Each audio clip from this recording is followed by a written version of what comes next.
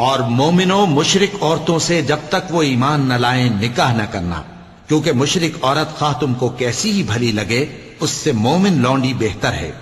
اور اسی طرح مشرک مرد جب تک ایمان نہ لائیں مومن عورتوں کو ان کی زوجیت میں نہ دینا، کیونکہ مشرک مرد سے خواہ وہ تم کو کیسا ہی بھلا لگے مومن غلام بہتر ہے۔ یہ مشرک لوگوں کو دوزخ کی طرف بلاتی ہیں، اور اللہ اپنی مہربانی سے بہشت اور بخشش کی طرف بلاتا ہے، اور اپنے حکم لوگوں سے کھول کھول کر بیان کرتا ہے تاکہ نصیحت حاصل کریں۔ اور تم سے حیض کے بارے میں دریافت کرتے ہیں، کہہ دو وہ تو نجاست ہے، سو ایام حیض میں عورتوں سے کنارہ کش رہو، اور جب تک وہ پاک نہ ہو جائیں ان سے مقاربت نہ کرو۔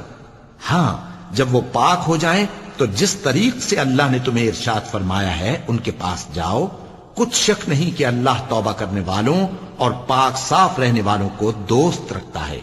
تمہاری عورتیں تمہاری کھیتی ہیں، تو اپنی کھیتی میں جس طرح چاہو جاؤ، اور اپنے لیے نیک عمل آگے بھیجو، اور اللہ سے ڈرتے رہو، اور جان رکھو کہ ایک دن تمہیں اس کے روبرو حاضر ہونا ہے۔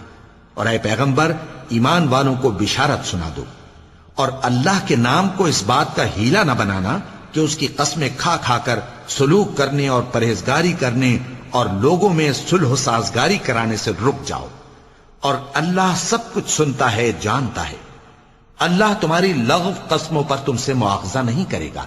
لیکن جو قسمیں تم قصد دلی سے کھاؤ گے ان پر مواخذہ کرے گا، اور اللہ بخشنے والا ہے، بردبار ہے۔